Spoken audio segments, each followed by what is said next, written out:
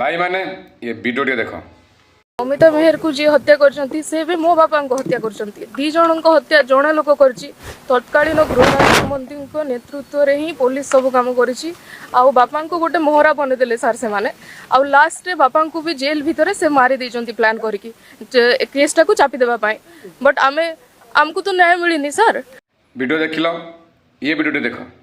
तो आज यही वर्षक भितर जो सरकार आसी से जेबेठू से माने सरकार को आसी सेबेठू देखंतु नारी निर्यातना गण दुष्कर्म हत्या दिन को 15टा महिला दुष्कर्म और हत्या होटा हूँ अपारग सरकार ए अपारग सरकार गादीच्युत हवा दरकार। देखिलो भले भले नानी हमर कोन कहला से भौणी कोन कहला प्रथम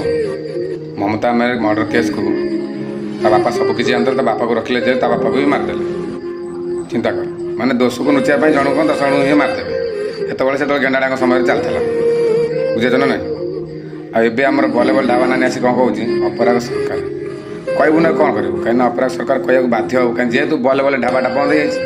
आउ तो चलुनी करब ना घर सीना चलिले सीना सरकार मुझे जय जयकार करी आम जय जयकार कौन पांडु बाबू थिला जय जयकार चलुला से ना दिजाला बल्ले बल्ले ढाबा आम नानी आसिक भाषण देले हमको लज्जा नहीं ना हमको शरम नहीं क्या कह